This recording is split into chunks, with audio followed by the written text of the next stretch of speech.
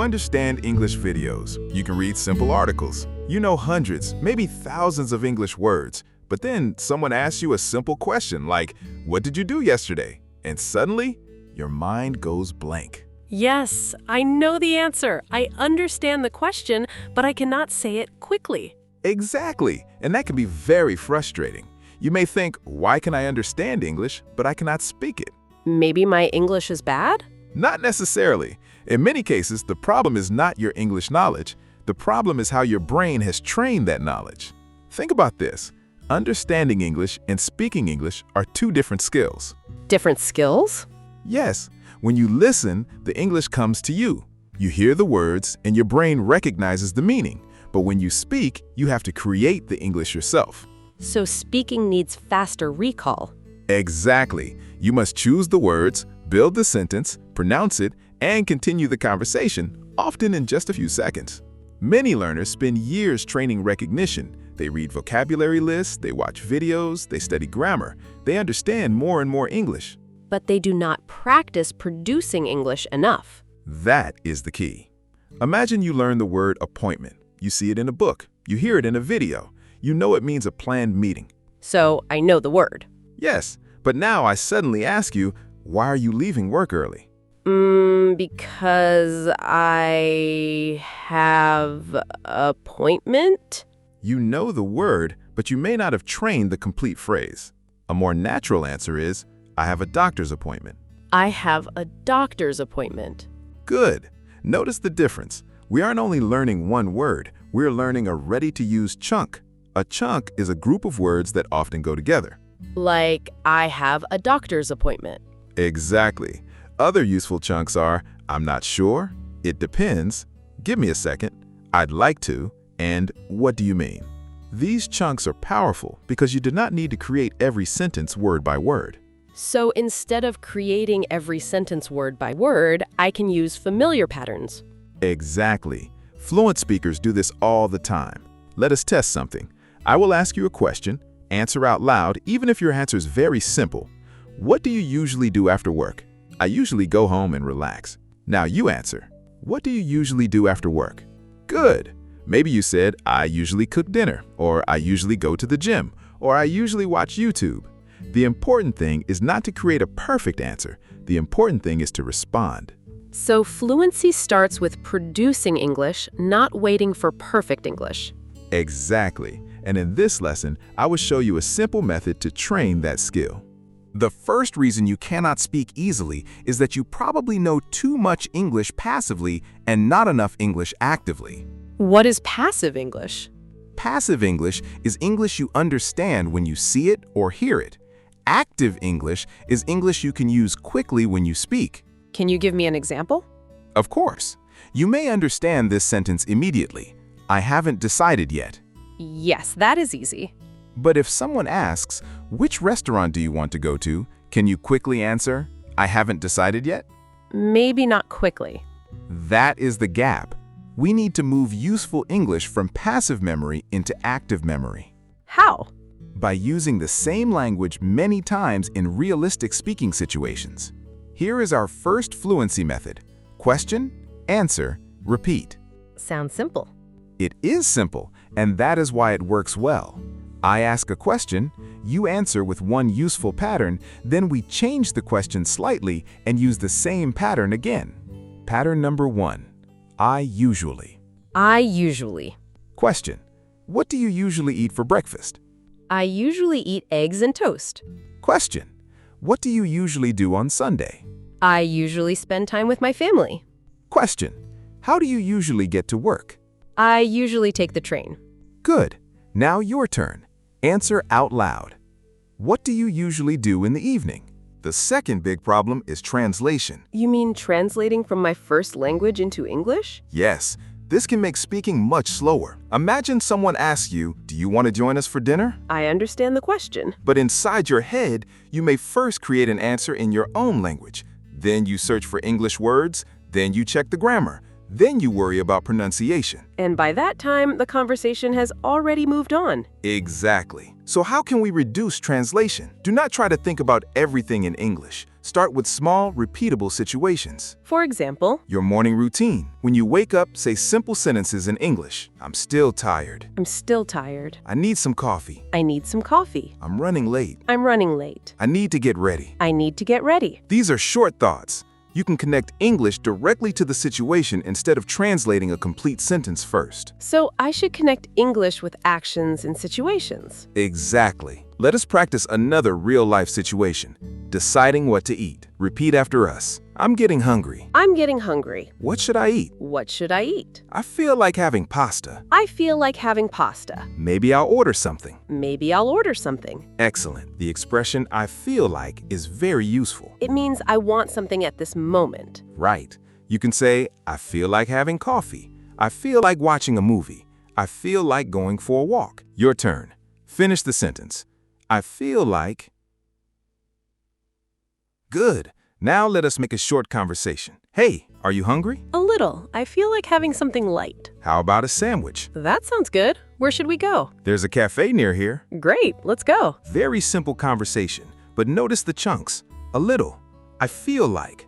How about? That sounds good. There's a let's go. Those chunks make the conversation easier to build. Exactly. Instead of memorizing 100 isolated words, learn a smaller number of highly useful phrases and use them repeatedly. The third problem is fear of making mistakes. This is a big one. Yes. Some learners can build the sentence, but they stop themselves because they are worried. What if my grammar is wrong? Or what if my pronunciation is strange? Or what if the other person does not understand me? And that fear creates silence. Here is a better rule for fluency practice. Clear first, perfect later. Clear first, perfect later. Suppose someone asks, what did you do last weekend? And I want to say something complicated. But you do not need to. You can say, I stayed home. I watched a movie and relaxed. Simple, but clear. Exactly. Later, you can improve it. I had a quiet weekend. I mostly stayed home, watched a movie, and got some rest. Same idea, more natural detail. Right.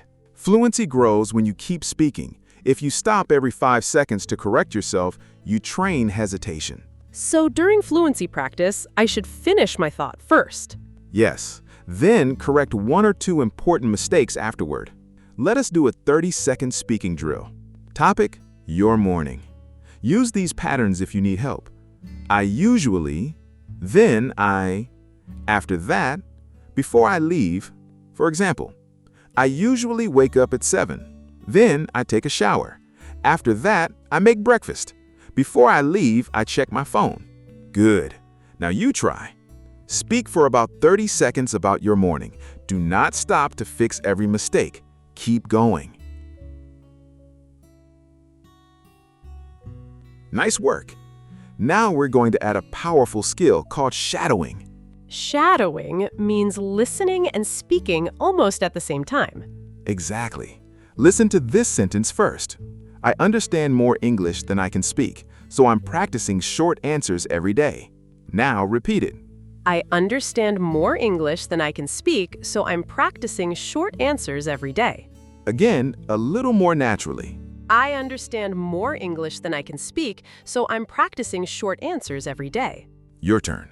I understand more English than I can speak, so I'm practicing short answers every day. Good. Shadowing helps train rhythm, pronunciation, sentence patterns, and faster recall at the same time. Should I shadow very difficult English? No. Choose English that you understand easily. If the sentence is too difficult, you will focus only on surviving the sentence instead of building fluency. Now let us put everything together with a simple daily fluency routine. How long do we need? Even 10 to 15 focused minutes can be useful if you actually speak. Step 1, choose 5 useful chunks. For example, I'm not sure. It depends on. I usually, I feel like, and that sounds good. 5 chunks. Step 2, make 3 personal sentences with each chunk. I'm not sure what time it starts. I'm not sure where he lives. I'm not sure what I want to eat. Step 3, answer simple questions out loud. No writing first? You can write later, but speaking should be the main practice. Step 4. Do 1 minute of shadowing. And step 5? Speak freely for 1 minute about your day. Even if I make mistakes? Especially then. Keep going. Let us practice with a real-life conversation now. Imagine 2 coworkers talking before lunch. Hey, do you have any plans for lunch? Not yet. I haven't decided. I'm thinking about trying the new cafe across the street. That sounds good. What kind of food do they have? Mostly sandwiches, salads, and pasta. Nice. I feel like having something light today. Same here. Do you want to go around 12:30? Sure, that works for me. Great. I'll see you then. Sounds good. Now, let us break down the useful chunks. Do you have any plans for? I haven't decided. I'm thinking about. That sounds good. I feel like. That works for me. These phrases appear in many conversations. Now, we will repeat the conversation, but this time, you are speaker 2. Hey, do you have any plans for lunch? I'm thinking about trying the new cafe across the street. Mostly sandwiches, salads, and pasta. Same here. Do you want to go around 12:30? Great. I'll see you then. That is real speaking practice. Exactly. You are no longer only understanding English, you are retrieving and producing it. Let us review the main reason you understand English but cannot speak it. First, understanding trains recognition. Speaking trains production. So, I need more active English practice. Second, isolated vocabulary is harder to use quickly than useful chunks. Learn I haven't decided yet, not only the word decide. Third, translating every sentence slows you down. Connect simple English directly to daily situations. Fourth, trying to be perfect can create hesitation. Clear first, perfect later. And fifth, repeated speaking practice builds automaticity. Question, answer, repeat. Exactly. Here is your FluentMindee Fluency Challenge. For the next 7 days, choose 5 useful English chunks each day. Use each chunk in 3 sentences. Then, answer 5 simple questions out loud. Do 1 minute of shadowing. And finish with 1 minute of free speaking about your day. Do not judge yourself by how perfect you sound. Judge yourself by this question. Did I actually speak English today? That is the habit that changes your speaking. Before we finish, let us do one final fast response practice. Answer immediately. Do not translate. Keep your answers short. What do you usually do after dinner?